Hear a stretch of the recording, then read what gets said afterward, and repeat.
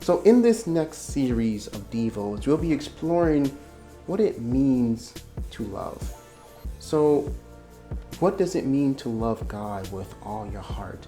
What does it mean to love God with all your soul, with all your mind, and with all your strength? What does it mean to love your neighbor as yourself? So to love God with all of your heart means to factor him in, and at times maybe even surrender your will, your desires, and your motives to him. If I were to sum it all up, to love God with all of your soul means that whatever you put on your body, or in your body, or do with your body, or to your body, must all be done unto the glory of God, holy and acceptable to him, and done out of your love for him.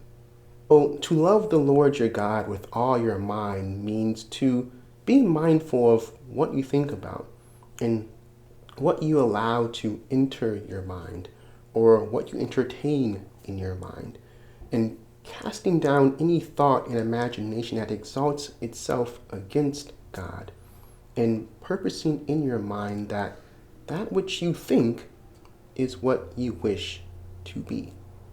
So to love the Lord your God with all your strength means that whatever skill or gift God has given you, work it with all your might as unto the Lord, striving for equality and excellence in everything.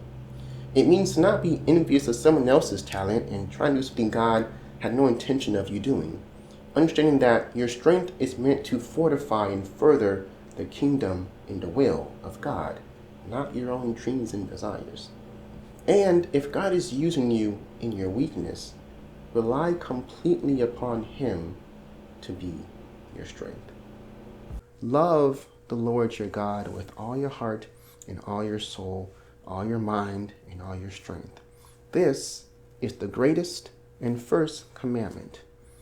And the second is like it. Love your neighbor as yourself. All right, so usually I try to come up with and write my own devotionals, but today I want to do something a little bit different. I'm actually going to share with you a devotional or a study that is actually from this book called the Discipleship Adventure. I don't know if you can actually see that, but this book pretty much goes over this, what does it mean to actually be a disciple of Jesus Christ? What does that actually look like in your life? And I actually think it has a really good study here on the topic of what does it mean to actually love your neighbor. So this actually covers probably one of the most famous parables that Jesus ever spoken. This is actually coming from Luke chapter 10. So we're going to provide a little bit of context here, and then we'll go into the actual parable itself. So starting from verse 25, on one occasion an expert in the law stood up to test Jesus. Teacher, he asked, what must I do to inherit eternal life? Jesus replied, what is written in the law? How do you read it? So he answered, love the Lord your God with all your heart, with all your soul, with all your strength, and with all your mind, and love your neighbor as yourself. You have answered correctly, Jesus replied. Do this, and you will live.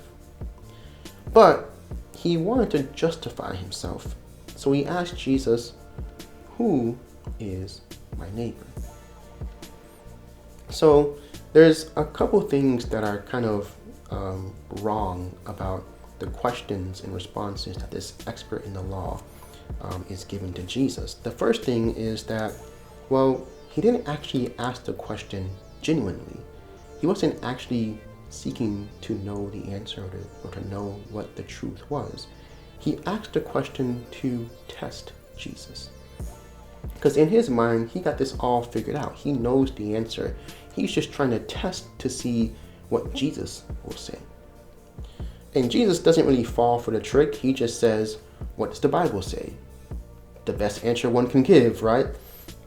And then he responds with the verse that we've been studying throughout this entire series. Love the Lord your God with all your heart, all your soul, all your mind, and all your strength. And love your neighbor as yourself. So Jesus says to him, hey, you've answered correctly.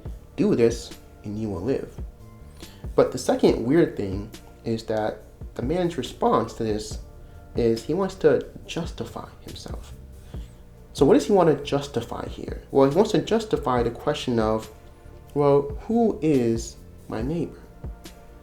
Two things wrong with this. One, he didn't ask about what does it mean to love with all your heart, all your soul, all your mind, all your strength. Because again, he's cocky. He thinks he got this all thing figured out.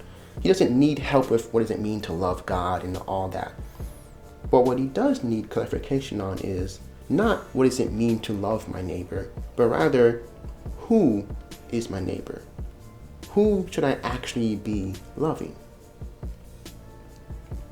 So Jesus seeks to answer this question with this parable, starting from verse 30.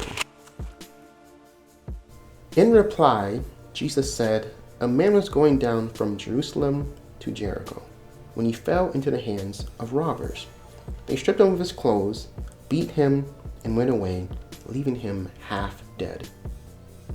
A priest happened to be going down the same road, and when he saw the man, he passed by on the other side. So too a Levite, when he came to the place and saw him, passed on the other side. But a Samaritan, as he traveled, came where the man was, and when he saw him, he took pity on him. He went to him and bandaged his wounds, pouring on olive oil and wine, and he put the man on his own donkey, took him to an inn, and took care of him. The next day he took out 2 silver coins and gave them to the innkeeper. Look after him, he said, and when I return, I will reimburse you for any extra expense you may have. Okay, so we have 5 characters in the story, right? You have the man who's traveling down the road. We have the robbers who then see that man and beat him up. And then you have the priest who sees this man and walks on by. The Levite who sees the man and walks on by.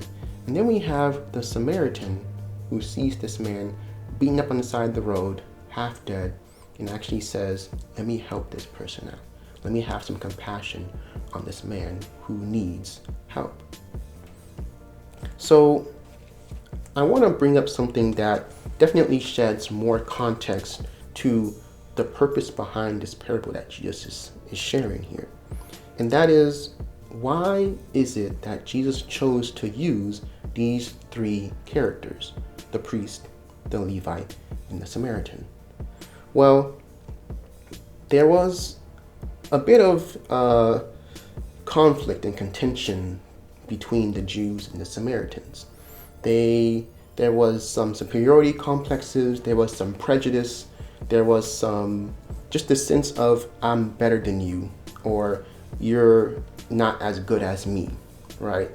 If I were to, try to compare it to something that's more, modern day, it would be like, if I were to compare it to like the Germans, the Nazis, and the Jews back in the World War era, or the contention between, whites and blacks, well, ever since blacks were brought to America. But essentially the point is that there was this prejudice, there was this contention between these 2 groups of people. And so Jesus intentionally chose the Samaritan for that purpose. But he also intentionally chose the priest and the Levites because they were supposed to be essentially like your spiritual leaders, your spiritual guidance. They're the ones that you look to seek God and to get forgiveness from God through offerings or whatever the case may be. They were supposed to be your examples. But here they are, seeing a man in need, seeing a man that was, beaten down and left for dead, essentially. But they walk on by. And it's actually the Samaritan, the guy who everyone looks down upon and sees as inferior and sees as not a good person or whatever the case may be. He's the one who's actually the one doing the good in the story. So the question is, okay, well, why did the priests and Levites pass on by and not help this man? Well, maybe Leviticus 21 verse 1 through 3 can shed some light onto what may have been happening in this priest's or Levite's mind. So Leviticus 21 1 through 3 says, "And the Lord said to Moses, Speak to the priests, the sons of Aaron, and say to them, None shall defile himself for any dead person among his kin, except for his relatives that are closest to him, his mother, his father, his son, his daughter, his brother. Also for a virgin sister close to him, because she was not married, for her he may defile himself. He shall not defile himself as a kinsman by marriage, and so profane himself." So the priests and the Levites, they saw this man, and Jesus says very specifically that the man was left half dead. So the man wasn't actually dead, he was left half dead. So when the priests and the Levites saw this man, they just said, well, my religious duties say that I can't interact with you lest I defile myself. Therefore, I'm not even going to check on you to see if you're actually dead. I'm just going to, keep on to my pious religious ways and go on to the other side of the road and walk on by. And so the question becomes, is there any point in time where you feel as if your commitment to religious rituals or religious tradition maybe interferes with your ability to actually love your neighbor? Are there times where you find excuses to not show compassion and not show love because of some religious or traditional reason, even if there may be a biblical foundation for that? Because there technically was a law in the scriptures that said that you could not interact with someone who was dead unless you defile yourself. But the problem here was that they didn't even have the compassion or the love to see a person in need and check on the person. Even if you didn't want to defile yourself, you could have at least called for someone to come check and see this person is okay.